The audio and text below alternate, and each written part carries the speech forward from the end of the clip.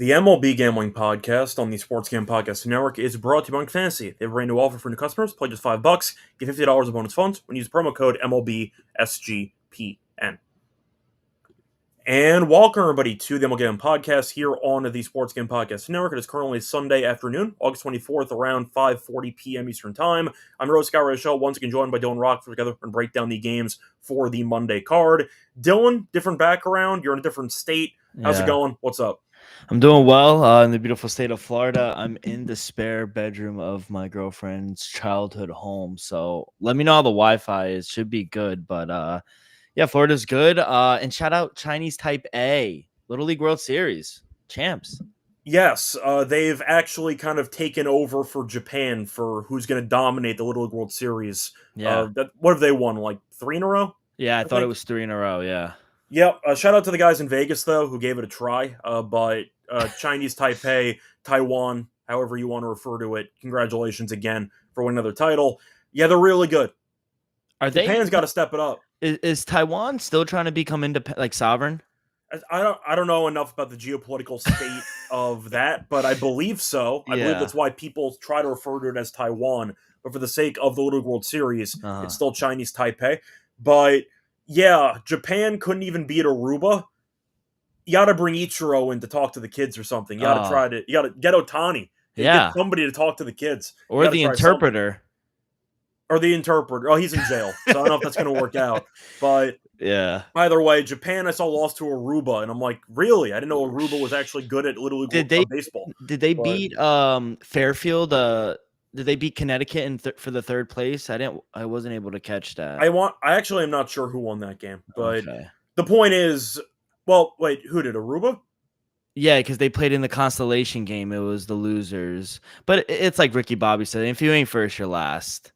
Yeah, I'm trying to actually remember if they won or not, but in reality, people remember the winner, and that was Chinese Taipei again. So either way, what was the score for the final? Yeah.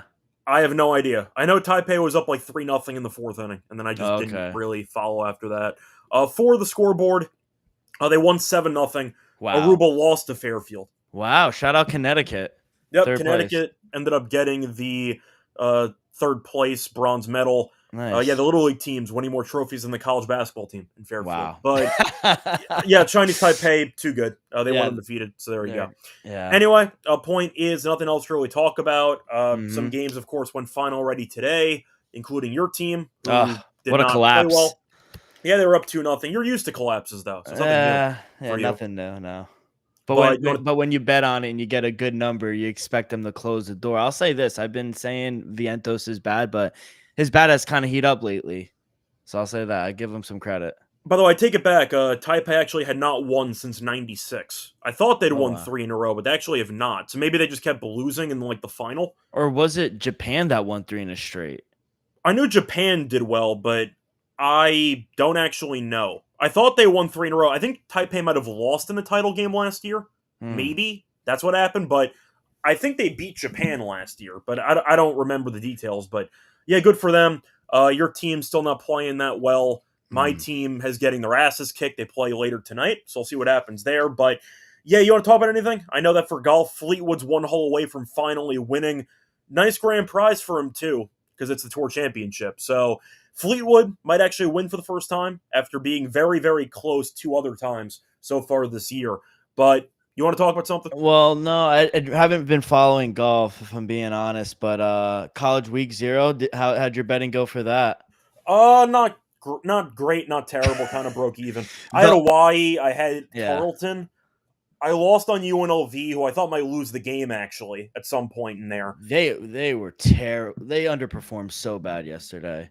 Yeah, and what else did I lose on? Did you take Kansas laying the points? No. I ended up live betting. I live bet the under in the Iowa State game. And you got lucky. No, I know you live bet. I live bet the under. Yeah, so I mean, even the whoever got 50, the regular total. Yeah, they got so lucky. Well, you could tell when the play happened live that he was clearly short. So I was not surprised it got overturned. But I always wonder when you're watching these games if some people realize what you realize which is they're going to take knees. Because the announcers didn't understand what was happening. I don't know if you're watching the game. Were you watching the game at all? Yeah, I was watching the game. The announcers didn't understand basic clock management. Mm-mm. So they were wondering, like, yeah, do you score here? I'm like, what are you talking about? Like, the game's over. Take knees. Yeah. What's the conversation about? So I knew what was going to happen, but I'm sure other people were hoping for the touchdown that didn't realize they're just going to kneel the ball. Yeah. So that. That's kind of how it goes. I got there with, I thought Sam Houston, they were playing well until that fourth quarter where they just fell apart. But yeah, I got there with Hawaii, Kansas, I got there with, and then I struck out on Sam Houston and Kansas State. And then I don't know if you say, I know you never fucking sleep, but did you see UFC Shanghai, any of it? I watched part of it. I saw the first couple fights. I saw, who did I see? Charles Johnson smoked him. Did you see that? I saw Pereira get decapitated in like 20 seconds to Daukus, which nobody saw coming. I saw Kavanaugh get destroyed in that second round. Wow. And then after that, I went to bed. Yeah, I had Kavanaugh. He was looking sharp, but fucking and then he got Johnson. caught. He put his hands down. He got caught. But and then I saw Walton, which was big surprising. upset. Yeah, Good for him. They really tried to set up Ming Yang in China for him, but by the way, you know that guy Waldo Cortez Acosta, he was in AAA for the Reds, throwing 90, but got kicked out of the minors because he was fighting. So that's why he's in the UFC. Yes, right instead of stopping to fight, he chose to turn that into his career instead. I thought Pavlovich would beat him. I wasn't sure if it'd go decision, but nice job by Pavlovich to get the job done there. But yeah, that was it. That was my weekend. But anything else? Not really. Had a bit of a barbecue today, which was nice. So some of my family friends were over, and we just hung out. Basically. Are you a cheeseburger guy? I don't mind it. I think if I had to go burgers or hot dogs, I'm more of a hot dog guy. Same, personally. So I don't mind a burger, though. Of course, I'm not a monster. I mean, come on. I enjoy burgers, but I think I'm more of a hot dog person. Yeah, no, I would agree. I'm the same way. But that's about it. Yep, either way, we got some games to get into for the Monday card. Before we get into that, though, a reminder that we are doing giveaway with Circa as a partnership because Sports Gambling Podcast is giving away a $1,000 Circa NFL bet for the future with their phrase that pays. So you can submit your phrase now at sportsgambling.com/phrase to once again have a chance to win a free $1,000 Circa NFL future bet. Anyway, moving on to the actual games for Monday. Starting off with the Red Sox taking on the Orioles. For this one, you have We Don't Know against Sagano. We have 2 games without lines, and this is one of them. So nothing else to really add there. Supposed to be somebody. It was going to be Bueller, but he got demoted. He's not going to be in the rotation anymore. So I don't know who's actually taking his place, but it's going to be somebody not named Bueller. So I guess that's an improvement if you want to phrase it that way. I'm assuming Boston will be favored. It is Sunday Night Baseball with travel because they're playing in Yankee Stadium. And Baltimore ended up winning today because Rodgers is still doing Rodgers things. He's been incredible. But any thoughts here? Because I'm assuming the Red Sox would be a decent minus price, but probably not that big. I'd probably guess like 135 maybe for this one. I think I saw Richard Fitz. I think he might make the start for the Sox. Oh, Dick Fitz is back. Okay, nice. Yeah. And, we do like to fade teams that play on Sunday Night Baseball. Travel spot for the Red Sox as well. It's not terrible going from New York to Maryland. I know the Orioles haven't been playing the best, but their offense, that it isn't the problem. They're scoring runs. It's been the pitching in that bullpen. That's really been the issue for them. I think back in the Orioles in the first 5, I think is the way to play this game. Sagano, he's been serviceable at home, especially in the past 5 starts. He gives them length. Walks, actually, he's improved on. They've come down. He just threw 5 scoreless innings against this Red Sox team last week. And I think the first 3, 4, maybe 5 innings, Boston might be asleep at the wheel since traveling. I think the Orioles could definitely get to Fitz as well in the first few innings. So I think Orioles first 5, I think that'd be a play. I did make the Orioles a minus 115 favorite for the full game if it is Fitz. Yeah, I think I'm going to go with Orioles here, just based on the Sunday Night Baseball fade. So I'll go with that angle. Probably a plus money. See a question from Gio that I was going to read off here. Looking at a niche question, if you have a prop choice between no bat 9th inning or take the -1 between the two of them at around the same price, what are you taking? It really depends on, first of all, who's the home team? Are you back in the home team? You back in the road team? Because I feel like that's an important piece of information. to this question. I'm really not a -1 guy, Me like either. ever. I think that you are paying juice because you're scared of them winning by multiple runs. I don't see value. It's hard enough to pick a team to win a baseball game, but picking them to win by 2, at least you get rewarded for it. Yeah. You pick them to win by 1, or you pick them to win -1 and they win. You're going to take a refund on that? Like, I just don't think that long term is a good approach for betting baseball. If you're picking them to win, you're not picking a 1-run win. So I'd rather not give away a bunch of juice when I don't have to. And if the money line's cheap enough, take the money line anyway. That's exactly what I would say. If the money line is cheap enough to your unit size, then I would take that. I'm not a fan of -1 plays, honestly. I don't think it's worth it. I agree. I feel like it's given out a lot on social media. I don't think it's a smart play. What is it? It's -1.5, half a unit, and then minus a half a unit on the full game money line. Some cappers just give out -1, and I'm like, all right, great. You're paying 140 for -1, but you can get -1.5 at like even money. Yeah, I don't understand that. And I'm not so much. I don't know about you, but pushing is essentially a loss for me. I hate pushing and getting the refund or money back. It's better than losing, obviously, but you don't pick bets to hope to tie, obviously. You put the effort in to actually break it down. So I feel like if you want to go for the -1 and you're saying, well, in case they only win by 1, I want to be covered. That's fair. You're going to be forfeiting so much potential profit by handing over that much juice. Because compared to the 1.5, for example, it's probably a 40-cent differential. Has to be. Every time. Mm-hmm. So you're paying an extra 40 cents because you're scared of them winning by 1 run. Even if they win by a run, you're getting your money back. You're not even, like, profiting. I just don't think that's a smart play. Yeah, if you want to take out of the 2, I'd go no bat 9th inning, because that way you're covered for them to be, once again, winning in the 9th without it being a push for the 1. And, of course, if they're up by multiple runs, you're probably going to win anyway. So I'd rather go for the no bat 9th inning prop. I don't bet that often, but comparing the 2, I'd prefer the 9th inning one. Yeah, I would agree with you. So that's where I'm at for that one. But either way, once again, Gio, if you want to split it up, you can, but I'm really not a fan of the -1 at all for baseball. So it's hard enough to, like you said, to win a game in general. Yeah. Like, it just feels like you're kind of like half hedging your bet because you're afraid to fully commit to a play. If you're going to be putting money down on a baseball game, you should be confident enough for them to win by multiple runs in at least some predictions that you have. Because picking them to win by exactly 1 just means you don't really like the play that much, but you still think that they're going to end up pulling it off. You know what I mean? Yeah, exactly. So I just feel like you should be more confident in your plays if you're hedging it pre-flop by going for the -1. That's kind of my stance. Yeah, I agree. All right. Moving on to the next game. You're looking at the Braves taking on the Marlins. For this one, you have Strider against Cabrera. For the pricing here, I see the Braves at around -125. I see the Marlins at around +105. For the over-under, I see around... what do I see for the over-under? I see it being set at 8 for this game. So, Strider's been terrible.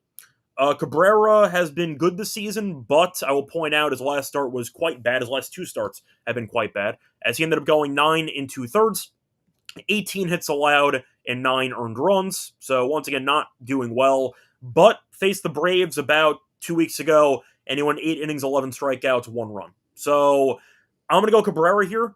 I mean, Strider's been bad too. Don't mind the over at 7.5. I feel like these pitchers might be overvalued based on recent form. Strider, though, is mispriced in almost every start that he actually makes. Because, 1, he's still getting the name brand recognition, despite being objectively bad this season.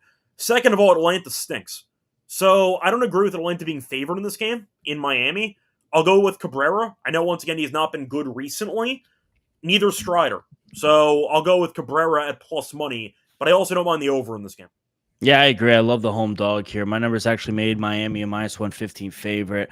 I just don't touch Spencer Strider. The last 3 games have been atrocious for him. 2-5 straight up on the road, 5.75 ERA. He's getting smoked these last 3 games, so I can't back him right now. And on the other side, I do like Edward Cabrera. He's been much better. He just went 8 innings against this Brave team. He only gave up 1 run, 11 strikeouts as well. So he's really throwing the ball well. I just think this is a good spot for the Fish here to get back into the win column against a pitcher who's really been struggling right now. So, yeah, I don't agree with the market. I think Miami should be the favorite here at home, so I'll take the home dog as well.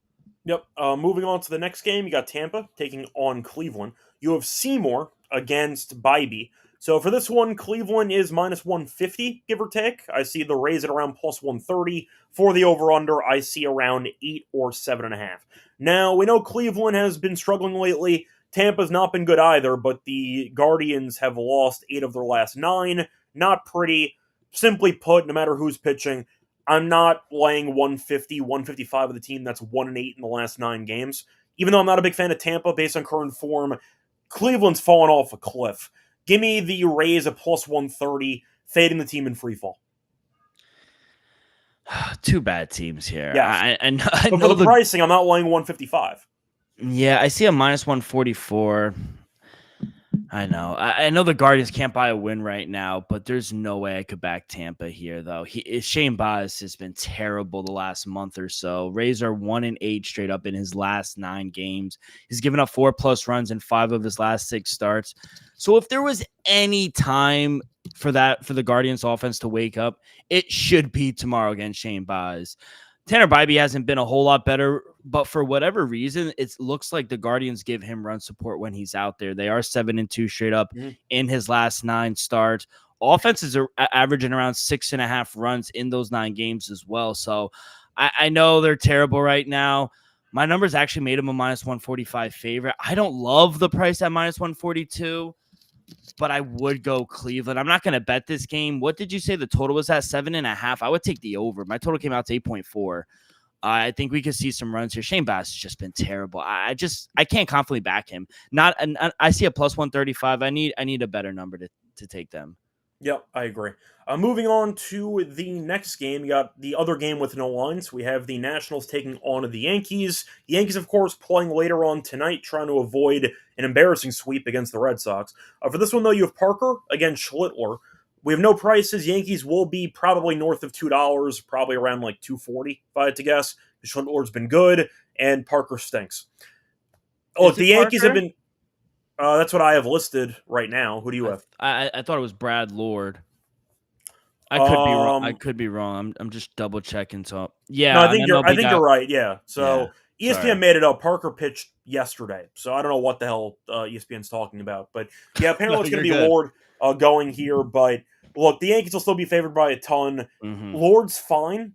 I don't mind him, but I think Schlittler's good too. The Yankees, from what I've seen over the last few weeks, or the entire season, they're really bad against good teams, but they can take out the trash against bad teams. So they're kind of front runners in a way, which is what the Nationals are, a complete bottom feeder. I think they bounce back in this series. They finally bench Volpe, thank God. So we'll see Caballero. Thank God. I was going to ask you about that. I've been calling Volpe a minor league player for the last 3 months, which I feel like is well documented at this point. I'll go with the Yankees minus 1.5. I think at the end of the day, you're looking at a spot where the Yankees will be pissed off that they lost to the Red Sox in the series. Maybe they win the game tonight. Who knows? If they lost, it wouldn't shock me.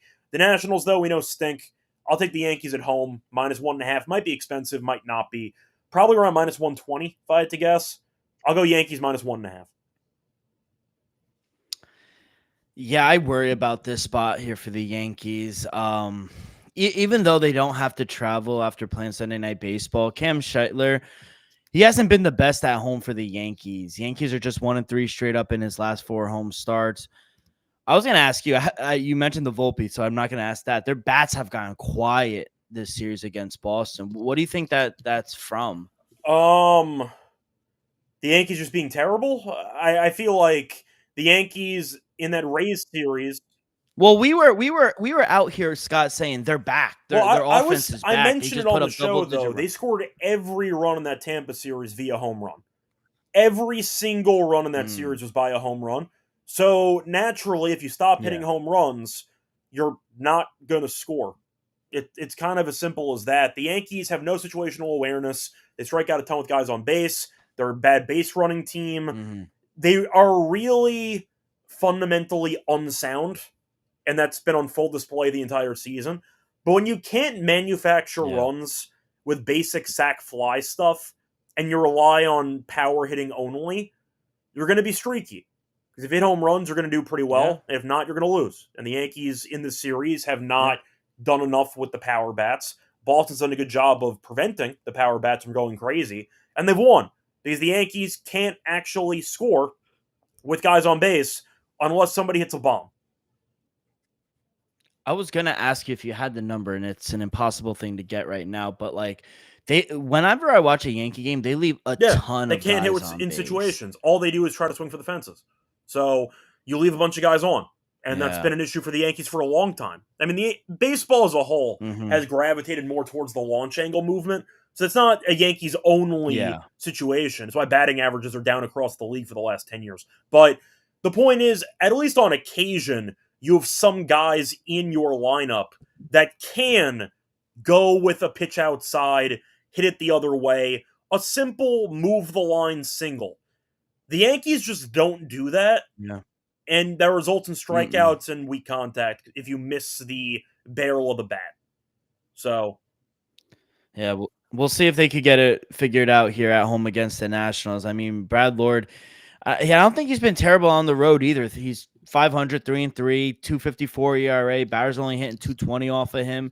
He's only given up 13 runs in 46 innings on the road. And I just think with the Yankees struggling to score right now, like especially the way you explained it, situational baseball when they're on base, I don't know. I think Nationals might be live here in the first 5. I'm not saying they'll probably win the game. I made the Yankees a minus 190 favorite, so they should be a really big favorite. But I don't know. I think Brad Lord isn't terrible, and I think first 5 they might be live. A little sleep at the wheel here. So that's kind of how I played this game. I think that it's probably a spot where the Yankees hopefully get back on track, but who knows? We'll see what happens. But either way, moving on to the next game, you have the Twins taking on the Blue Jays.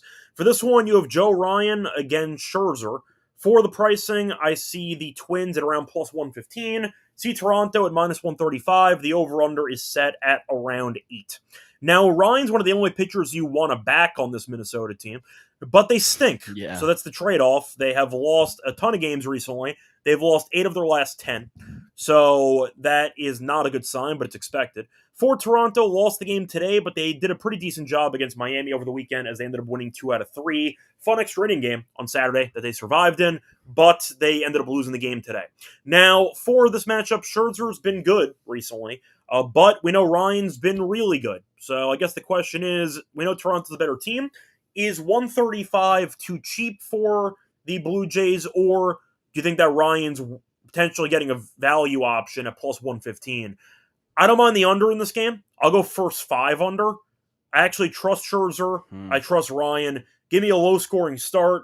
I'm ignoring the bullpens, though. Easy call for me. I don't trust either bullpen right now, especially with Hoffman closing for Toronto. But I'll go with the first 5 under in this game, probably at 4. Yeah, minus 132 I'm seeing over on FanDuel. So I think that's a fair price for the Blue Jays. My numbers made him a minus 140 favorite. Got to give him credit where it's due. Max Scherzer's been much better this past month. Only 5 runs given up in 25 innings. They're 4-1 straight up in his last 5 home starts. And you're right, Joe Ryan is very solid on the road. I agree. First 5 under is a very smart play. With the way these two pitchers have been going, eliminate the bullpens. I think we could see a 1-0, maybe even a 0-0 game going into the 5th inning. So Twins aren't scoring a bunch of runs, and their offense does take a dip when they are on the road. Meanwhile, the Blue Jays, our team you want to back at home, they're averaging 5.27 runs per game in Toronto this season. In general, I don't think we're going to see a ton of runs, and I just don't think the Twins offensively have enough to keep up with Toronto. So I like Toronto, minus 132. I think that's a fair play, but yeah, I love your first 5 before we get into the next game on the card, a reminder that we are brought to you by our sponsor, which is MyBookieADG, because you use them to bet on every sport. They have college football, they have NFL, they have baseball, they have WNBA, they have golf, and of course football futures. You can also use crypto for deposits and payouts. When you sign up for your new account, Use the code SGPN to get a 50% deposit match up to 1K. Terms and conditions apply with the G promo code SGPN.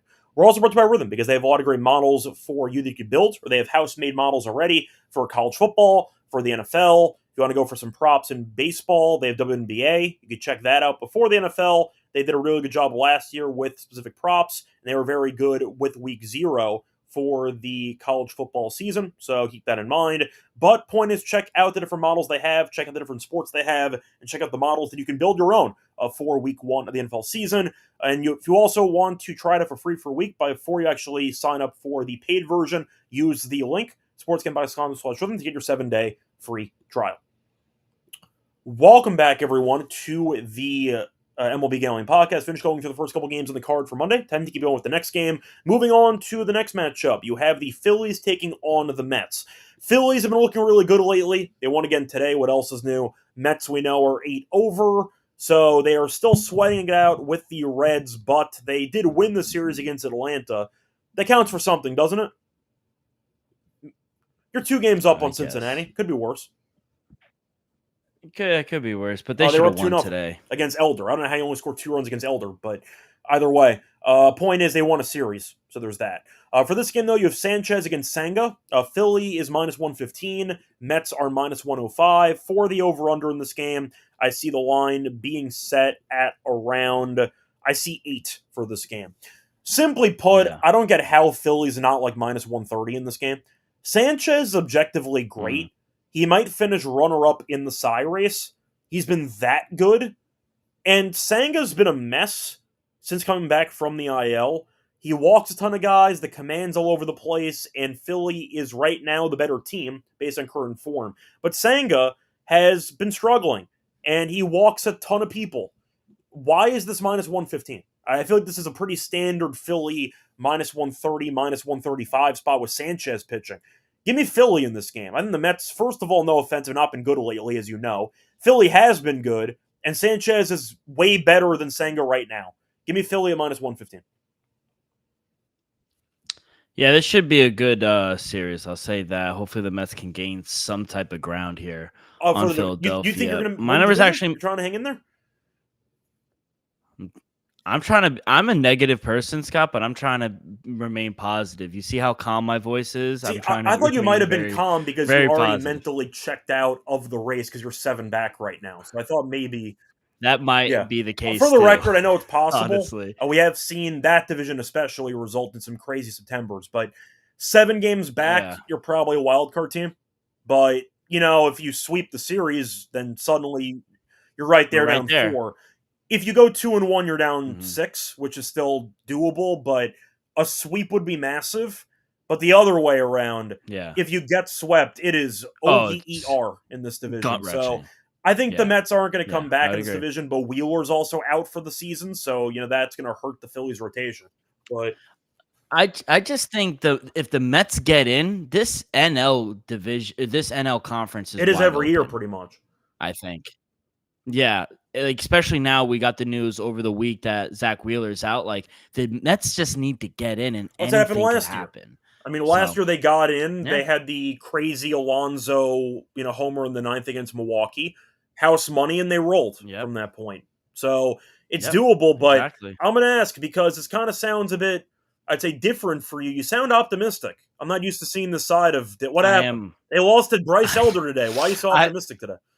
I know. Just because I've liked what I've seen from the offense recently. I know they've been playing the. What about Helsley out of the bullpen? But terrible. He's so bad. He's so bad. When I went to the game and they put on his music, I was hearing boos like this. He shaved his mustache. That's the problem. Oh, so it's like reverse Yankee situation here. Okay. Yeah. Yes, that's the thing. So, I mean, I don't know. I'm trying to remain positive, Scott. I'm trying to do this new leaf, even though we're 8 months into the new year, where I'm not being so negative. See, I'm going the other way with the Yankees. I think Devin Williams should shave his head. I'm going full extreme. You got to try something. Listen, if they change the beard rule for you and you're going to be this bad, the beard doesn't even cut anymore. You got to shave your head. If you want to go full Walter White, keep the beard, shave the head, fine. It works for me, but you got to do something. So, yeah, you got to do something. For this game, my numbers actually made the Mets a -105 favorite. Senga's been great at home, but batters have been successful versus him, versus Queens. Walks He continue doesn't to go be an distance issue because he for walks so many him. guys, and this bullpen's been a problem. Two plus walks in 6 of his last 7 games. But the Mets are 8-2 straight up in his 10 home starts. I just hope the bats can stay a little warm, because if I feel like if they can, they could win this game or keep it close. Sanchez has been great, not taking anything away from him, but he does struggle a little bit on the road compared to when he pitches in Philly. Phillies are just 2-4 straight up in his last 6 road starts. Not due to him in his success, but due to the lack of run support he gets when he's on the road. The Phillies are only averaging 4.2 runs per game on the road. And I just feel like for a Met team that's been swinging the bat well outside of today, I just don't think that's enough offense to beat the Mets right now 4 runs. So it was today, but I don't know. I see an under. I think we see a low scoring game. My total came out to 7.2. So I think we see a lower scoring game if you could get an 8, but I don't know. I'm going to take the Mets here. I'm trying to remain Yeah, hopeful. I'm not used to seeing you this. I think vacation's done it to you. It's the Florida humidity. You're changing your stance on your team. So we'll see what happens. But either way, moving on to the next game, you have the Diamondbacks taking on the Brewers. Brewers had kind of an underwhelming series against the Giants there over the weekend as they lost 2 out of 3. They were winning the game today, and then the bullpen fell apart there in the ninth. McGill's been struggling a bit lately. I'm not going to say that the Brewers have a closer issue, but they have lost 5 of 7, which you can argue the Brewers were so hot for about 2 months. Regression had to be in store. But McGill's been concerning me in that ninth inning role recently. He'll figure it out at some point probably, but something to monitor. He has not really been that reliable lately. Anyway, point is Arizona, we know, is playing out the string as the team's not worth anything. The Reds, though, did just take a 5-1 lead in the 8th inning, so Arizona's probably going to lose the game today. But you have Erod against Woodruff. Milwaukee's -180. The Diamondbacks are +150. For the over-under in this game, I see it being set at 8. For the run line in this game, Milwaukee -1.5 is +120. They burned me on the run line yesterday. I got to go back to it. +120 fading Erod. That's way too fun. Give me Milwaukee -1.5 at home, +120. Yeah, I know the D-backs have been winning. You mentioned they're probably going to lose today, but they've been playing the Guardians and the Reds. I mean, no disrespect. Don't disrespect the Reds. You're going to jinx your own team. I know. I should be. That's why I kind of the Guardians fine. The Reds, they're right behind you. I wouldn't say anything about them. They could catch us and pass us. But the Brewers at home are just they're a different kind of beast. They're a wagon at home, and I know they haven't been playing the best right now, but with Woodruff on the mound, who's been really good home or on the road, he hasn't given up more than 2 runs at home all year. I think this is where the regression starts to come in for the D-backs offensively. Erod, he's been facing bad teams in the month of August, but when a real offense faces him like the Tigers, heck, he even got rocked by the Rockies. He gave up 5 runs. I just don't trust the offense here for the D-backs and this bullpen for Arizona. So I agree. +120. I got to take the value here with the Brewers. Yeah, I just think plus money fading Erod is definitely the way to go for me in this game. Moving on to the Royals taking on the White Sox. So the White Sox, I believe, won handily today as they ended up scoring a bunch of runs early in that game. They won 8-0 today. So for this matchup, you have Cameron against Smith. Kansas City is around, let me see what Kansas City is quickly. Royals are about -135. I see the White Sox at around +115. Over-under is at 8.5. 135 is way too cheap for Kansas City in this game. They're 3 games over. They're fighting for a playoff spot. Do I think they get there? No. They lost the series to Detroit. No shame in that. They won the game today, scored 10 runs. They were fine, though. I mean, they scored 5+ runs in 2 of the 3 games. They just lost because Detroit's better than them. But they're still much better than Chicago. I mean, the White Sox won 1 game today. 135. Cameron's been good. I understand that the Royals aren't a great road team, but the White Sox, we know, are not a good team in general, even though their new youngster keeps hitting a home run every game. But I'm going to go with the Royals because 135 is too cheap. Yeah, I remember last week when these two teams played and the under cashed Wouldn't every shock me. single game. It honestly it was free money, and I swear they keep giving us 8.5 and 9s. Love the under again. My total came out to 7.7. I also did make the Royals a -145 favorite, so -134. You were Yeah, give saying or take. great. Yeah, give or take. I like the Royals here as well. Noah Cameron has been great on the road. 2.11 ERA. Barrett's hitting just 2.05 of them away from Kansas City. He's only given up more than 2 runs twice on the road this season, and only one of those games went over this number. The under 6-2 in his 8 road starts this season, including his last start versus the White Sox. I think it ended like 3-1. And Shane Smith, he doesn't have the greatest record at home, but I think he has been better in Chicago than on the road. Batters, they're not crushing the ball off of him. They're hitting just 208 off of him in Chicago. And the Royals bats have cooled off a bit, and they're only averaging 3.82 runs per game on the year. Love the Royals. I think they win this game. They're, like you said, they're fighting for a playoff spot, and I also think we see a lower scoring game. I like the under a little more, but I do think Royals Yeah, should win this game. looking at Montgomery, by the way, for the White Sox, kind of sums up the new age mindset for baseball because he homered again today. He has 13 home runs in 42 games. He has an on-base percentage of 288. So he doesn't really get on base, but he hits the ball far. He just So hits home that runs. counts. But either way, what's the Yeah. expression? Chicks dig the long ball. That's the expression, I believe. I believe that's the expression. I didn't. That was hit more too in the much. '90s, like during the steroid era, when that was a phrase. But the point is, women like home runs. So They should bring back. I prefer steroids. baseball during steroids. Unpopular, Me popular too. opinion. But I think all sports are better with steroids. It's not my body. I don't give a damn. I agree. So, but either way, Montgomery I hits don't home either. runs, but he also strikes out every game. So find the right balance, I guess, between them. I'll tell you right now, though, when pitchers make an even bigger adjustment to Montgomery, and he goes on a slump without hitting a homer in maybe like 3 weeks, it's going to be an ugly 3 weeks. I'm telling you, it's going to be a really ugly 3 weeks. But as of right now, it's fun. So something to keep in mind there if he goes yard again on Monday. Moving on to the Pirates taking on the Cardinals. So for this one, you're looking at a matchup between Keller and McGreevy. For this one, St. Louis -135. The Pirates are +115 for the over-under. In this game, I see being set at 8. So we know Keller was very good pre-All-Star break. They didn't trade him. Why, I have no idea. And since then, he's been terrible. He's allowed at least 5 earned in 3 of his last 4. Last 2 starts, 7 1/3, 11 earned runs. Now, McGreevy's a guy who I don't think is great either, but he's been fine this season. 5-2, 4.42 ERA. He has been getting shelled a bit lately, though, as he has allowed at least 3 earned runs in 4 of his last 5. I like the over in this game. I think this total's too low. Keller's been objectively bad. McGreevy's been okay.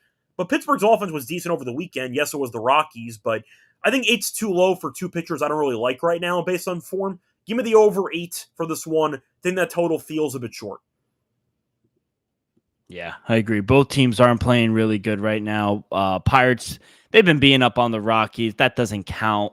I only made the Cardinals a -140 favorite, even at home. Look at the last time these two teams played. The Pirates swept them, and the Cardinals weren't able to score a single run in the entire series. How does that even happen, Scott? So you know how in baseball you're supposed to have a guy cross each base?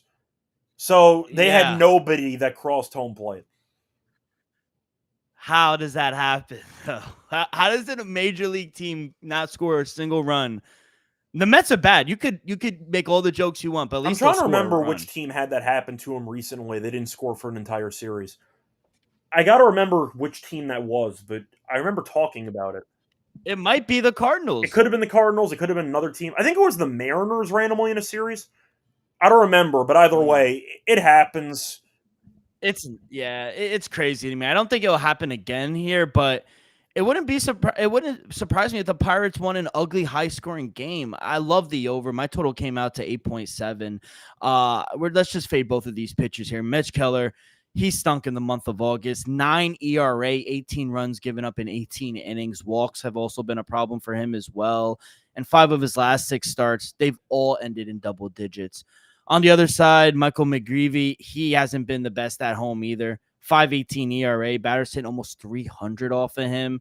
And 4 of his last 5 home starts, they've also ended in double digits. So I just think we're going to see plenty of runs. I'm surprised the total is at 8 right now. But yeah, I like the over. Even at 8.5 if it climbs. Moving on to the next game, Angels taking on the Rangers.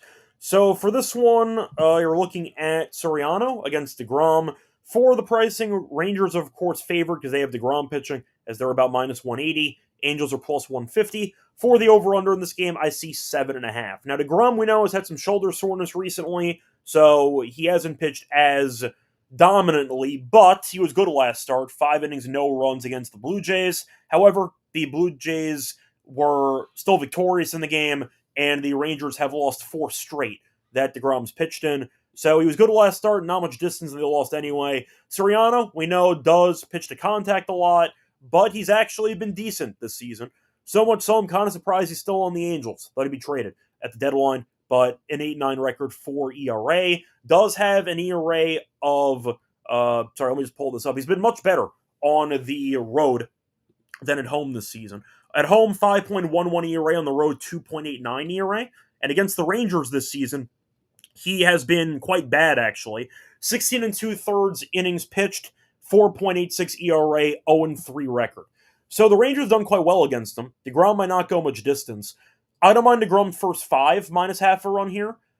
I don't mind a sneaky live play on the Angels, though. If you want to go for Rangers first 5, Angels full game, I don't mind the very, very sneaky same-game parlay there for a decent payout. Because the Rangers, I just said, keep losing DeGrom starts. Soriano's been bad against the Rangers, but I do think the Rangers don't really warrant being minus 180 when they've been this bad for the last month or so. I'll go DeGrom early. Give me the first 5 minus half a run, but the Angels could steal this game. It wouldn't totally shock me. So give me DeGrom early. No. I do think minus 178, though, is kind of it makes sense for DeGrom, but the lack of distance concerns me. Yeah. Yeah, and I do worry. You mentioned they said about shoulder soreness. So that does worry me a little bit. I only made the Rangers a minus 180 favorite, so it's right at the number. Total seems sharp as well. We tried to do this last time when DeGrom was out there, taking him in the first 5, and he had that one bad inning and it fucked us. But yeah, I don't think I think a sneaky Angels live bet is worth it, especially if they get down, if you get good money on it. But you got to imagine Texas wins this game here at home. They've been beating up on the Guardians, maybe getting their rhythm back, and it's been tough sailing for the Angels here, going against the Reds, losing that series, then going against the Cubs, really not scoring a bunch of runs. They got blown out yesterday, 12-1, and they're really not a good road team to begin with as well. So I don't know. I think the Rangers should win this game. Plus 125, I don't think is a bad value play on the Rangers run line. They did win again today. I don't know. I probably would take Rangers run line full game. I just don't trust the bullpen of the Angels. That's what really strays me away I get that. I get that concern. Moving on to the next game, though, Padres taking on the Mariners. Padres are probably going to lose today, but still a decent series, though, against the Dodgers. For Seattle, they're playing right now. They buried the A's early. They're up 11-3 right now in the 7th inning. For this one, though, you have Sears. Didn't Sears pitch, yesterday? Or no, did he pitch? No, never mind. No, it's okay. JT So it is Jin. Yeah, ESPN's just making up pitchers for this matchup. That's what I thought. I was going to say that definitely does not sound right for this one. Okay, so you have Jin listed, and looking at the Tigers, I see Screwball pitching. Seattle. Sorry, I'm skipping games. You have Miller against Sears. So yes, Bryce Miller. For this one, you're looking at the pricing being Seattle minus 128 or 126. I see San Diego at around plus 108. For the over-under in this game, I see 7.5. Now, I get Seattle's at home. Congratulations. I can get plus money fading Bryce Miller. Really? I mean, I'm not saying I'm a big Jin guy either, but I think that you can argue that there's some value. Wait, Jin's on San Diego or Jin's on the A's? I'm confused. Dylan. I'm saying, who did you say was pitching for San Diego? Oh, San Diego, Yes, JP okay, so that's why I was Sears. confused. You said Jin before, but Yeah, because I'm looking yes, at the wrong okay. game too. I was That's looking why I at got Tigers lost, because A's. my mind went to Sears being on the A's, and then you said it was Jin. I'm like, that does not sound right at all. But I don't think Sears is pitching either, because Sears pitched on the 20th. No, So he'd be in line for the 26th. So I don't know who's pitching for what? It's San every 6 Diego. I days. doubt he's going to pitch on 1 day less of rest than usual. So, Oh, MLB.com has okay. JP So Sears. Sears for now, that's why I got confused there. But I don't know if it's actually going to be Sears. So keep an eye out for that. But either way, I'm not taking Miller at this price. I get the Mariners are good at home, and San Diego's not great on the road. But Miller's 2-5, 5.87 ERA. He's been bad recently too. He's given up at least 3 earned runs in 1, 2, 3, 4, 5 straight starts. At least 5 4 straight. earned runs in Yeah. 4 of his last 5. No matter who's pitching for San Diego, plus money's plus money. Give me San Diego. Yeah, I don't mind the plus 108. I don't Yeah, I mind like the that over. too. 7.5 seems low.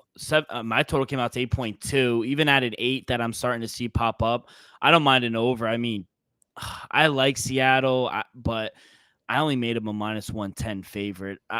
I can't back I can't back Bryce Miller right now. I was about to say Bryce Mitchell. Bryce Miller. I can't back him either. But yeah, he's terrible, especially at home. He doesn't really go. He goes like what 5 innings, 4 innings a game. So he doesn't. He had what 1 start in June, got hurt. 1 start in August. Like I need to see it a little more before I start to back him, especially at home. So yeah, plus money. I don't mind the over. I think both pitchers will be could give up some runs here. You make a good point. Seattle at home, they are good, 36-26, but just 2-8 straight up in their last 10. They've been playing really bad baseball right now. So yeah, I probably would take the plus money, but I really like the over. You mentioned Miller having to prove something with the amount of starts he's made, the lack thereof. Besides that, I need him to actually pitch well for once. If he's Just one pitching time. occasionally and he's getting shelled every time, that's not going to do any favors for me. You got to at least try to pitch No. better. But I think the value feels like it's going to be on San Diego for this game. Yeah, Nathan saying he sees Sears as well. He pitched on the 20th, though. Like I don't know if that sounds right to me. But either way. Isn't it every 5 days? No, because you have 5 pitchers in a rotation. Yeah. What did they have a day I off? wasn't sure if they did or not. I want to actually check, but either check. way, it doesn't seem out. It doesn't seem sound outrageous, but I don't know. I Base feel pitching. like there was supposed to be another pitcher that was supposed to be in line for this, but I could be wrong. 1, 2, 3, 4, 5. I don't know, but we'll see. Yeah. Either way, It doesn't matter. Point. Yeah. Yep. Padres should Point win this is game. moving on to the next game on the card. You're looking at a matchup between the Tigers and the A's. So for this one, you have Screwball pitching. Feel like that's kind of enough said, but you know what? Crochet's trying to hang in there for the wild card race, or for the Cy Young race. I mean, for the pitcher though, for the A's in this one, I'm going to ask though who you have listed for this game for the A's.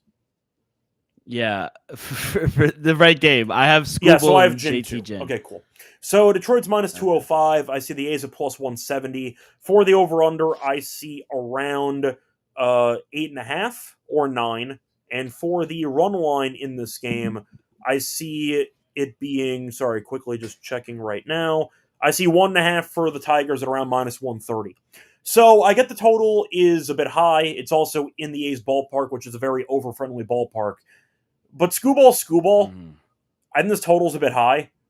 Screwball can shove anywhere because he can strike out 12 guys in any given start. I'll go Screwball minus 1.5. I think Jin's okay. I'm not a big fan, but I'll go Tigers minus 1.5. They are very good offensively against the Royals over the weekend. Good enough for me here. They can score a bunch of runs, and Screwball can struggle, and they'll still cover. And if Screwball pitches well, they should win easily. Give me the Tigers minus 1.5. Yeah, I love Detroit here. JT Jin is not really someone I want to back at home. 6.75 ERA for him. Just look at the last month of August for him. 2+ runs given up in every start. He gives up the long ball. Walks are a major concern for him as well. And it doesn't help that he's backed up by a bottom 5 bullpen in the league. Meanwhile, Tigers are throwing probably one of the best pitchers in the AL, who just absolutely nails on the road. Batters only hitting 188 off at Schoolbull. They're 5-0 straight up in his last 5 road starts. And not to mention, I know they lost today, but they're one of the hottest teams in baseball right now, Detroit. So I made them over a $2 favorite. Minus 130, I don't think is terrible. I wanted to see if you had a price on minus 2.5 for Detroit. You probably get some plus money there. But yeah, no, you're fine. It's Detroit run line or pass for me. As for the total, it seems a little spot on. Just because they're in Oakland. They're in Sacramento. My total came out to 8.4. It's right at that number. So I could see some runs, but then again, like you said, I could also see Schoolbull just fucking shoving and A's not being able to score anything. So yeah, it's Detroit run line or pass for me. Yeah, I'm on the same exact page as you for this one. Moving on to the next one, looking at the matchup between the Reds and the Dodgers. Big series for both teams. You have Hunter Green against Sheehan. For this one, Dodgers minus 150. Reds are plus 125. For the over-under in this game, I see 8.5. So Sheehan this season's been serviceable, 4-2, 4.17 ERA. Recently, not good. The last 2 starts, 11 innings and 9 earned runs. We know Green's been good. He's been injured, but he's been good when healthy. I'll take the Reds here. I don't mind first 5. I think Green can go well. I'll let the bullpens figure themselves out, which might be an absolute circus.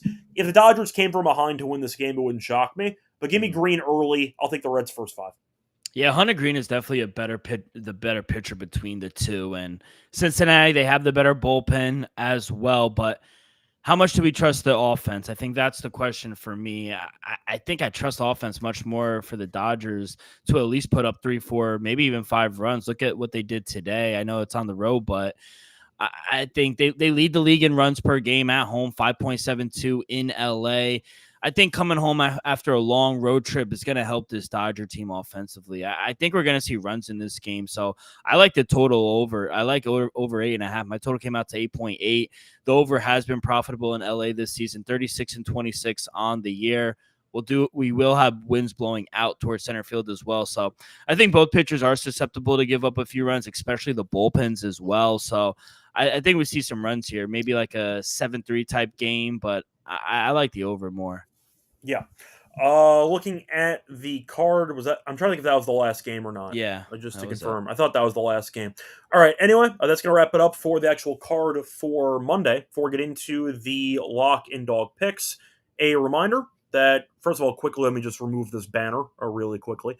A reminder that we are brought to you by our sponsor, which is once again Circa, because they are hosting some of the biggest football contests of the coming NFL season. It's Circa Million, Circa Survivor, Circa Grandissimo, over $20 million guaranteed prizes. And a reminder that you can also check out the contest, which is open to everyone. You can use the discount code for Circa, by the way, if you want to get a hotel room. Use the code SGP15 to get 15% off your stay. And a reminder, use the contest before time runs out. Sign up in Nevada, play for winner with the help of our proxy, get footballcontest.com. Use code SGP, get $50 off your proxy fees. We're also brought to Bank Fantasy. Don't miss a mania, happening all summer long. 15 million prizes, 2 minute first place, no waiver wire, no trade arguments. Dylan, I'm going to ask you, besides best ball, did you actually do your fantasy draft yet?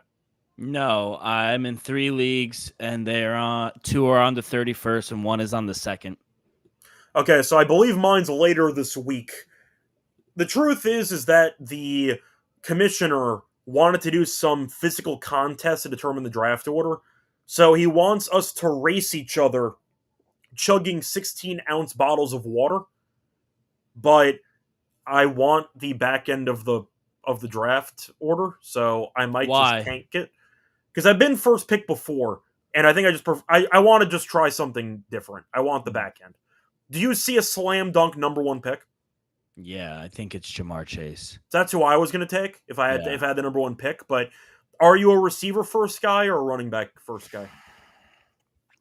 Historically, I've been wide receiver, but I want to change things up. I want to go heavy running back this time.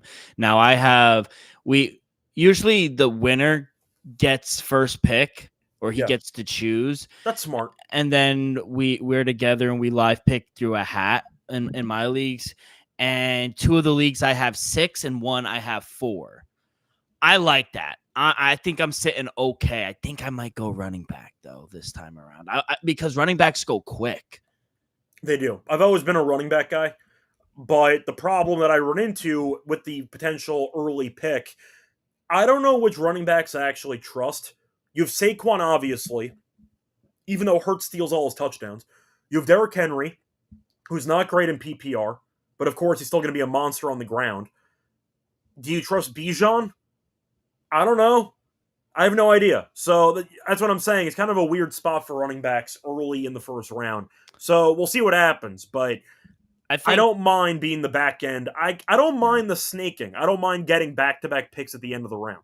I think first 5 that I've listed for my fantasy running backs, Bijan, Saquon, CMC, Derrick Henry, and A bunch of guys with question marks. And Jahmyr Gibbs. Yeah. A bunch of guys with question marks. But I also don't mind the rookie, Alshon Gentry. You mean Ashton Genty? Ashton Gentry. What did I say? Ashawn? You said Alshon Jeffrey instead of Ashton Genty. Ashton. I like Genty too, but I don't know if I want him as a rookie and as like a top 5 pick in the draft. That's kind of what I'm saying, is that running backs, you're in kind of a weird spot in this year. So I might go receiver early. We'll see. But we'll see what happens. But the point is, I might tank the drink competition just to actually experience life at the back end of the first round. Because I'm so used to being early in the draft. Both times I won, I had the number 1 pick in the draft. Both times that I won that league. So I'm more experienced, but I kind of want to challenge myself a bit. So I don't mind getting the back end. But either way, a point is check out the best ball stuff with Underdog. They also have a lot of options for Underdog pick'em entries. If you want to try to win 500 times your money, they have a new offer for new customers, though. So check it out. Play just $5, $50 in bonus funds. We'll use the promo code MLB SGPN. Welcome back, everyone, to the MLB Gambling Podcast. Finished going through the games for Monday. Time to move on into the lock and dog picks. For the lock, Dylan, what do you like? Yeah, I'm going to go back to that Royals White Sox game. I got to take the under. It's been so profitable the last series. 8.5 is too high, I feel like, for Noah Cameron and Shane Smith. Just like how historically they've been pitching. And Royals aren't really hitting the ball well recently. The bats have kind of cooled down. I do like them. I think they should win this game. I think it's a fair price, but under 8.5 is going to be my lock between the White Sox and Royals. As my dog, I did give out a few plays, but I just think the wrong team is favored here at home. I'm going to take Edward Cabrera here as the home dog. Spencer Strider is a complete fade. Until he proves that he can bounce back consistently, I just can't back him here. Edward Cabrera has been the much better pitcher, and he just shut out the Braves last week. 11 strikeouts, just 1 run. So I think this is a good spot for them. Travel situation also for Atlanta. I like Miami here at plus 115. Yeah. So for my lock on the show, I could go side or total. I know my dog. I know what that's going to be. But for the lock, I thought about the first 5 under in that Twins game, but I think I'll pass on that one. You know what? I'll trust Scooball in this one. I think the price is pretty affordable here. You're getting Detroit at around minus 130 on the run line. Not a fan of Gin. You're looking at the Tigers, who've been good offensively lately. We know the A's, despite having a solid offense lately, have really not been that great at home this season, mainly because nobody can pitch on this damn team. They're 26-37 at home, so I don't really care about home field. Give me the Tigers minus 1.5, minus 130 as my lock. For my dog, I'm going to go with the Brewers minus 1.5. They burned me on Saturday. I'll live with it. It's plus 120. I get to fade Erod at plus 120. That's a fun time. I'll go with the Brewers minus 1.5 as my dog for the show. Anyway, just going to wrap it up for the actual show. I'm back once again tomorrow. Mal is back on the podcast next week. Nice. So, once again, he will be available for a couple of days. Not for Monday, but for Tuesday, Thursday, and I think Sunday. I don't remember. But either way, he'll be back next week. And reminder, until next time, find me on Twitch Radio. Find him on Twitter at Rock with 2Ks24. And once again, good luck to all of you and all of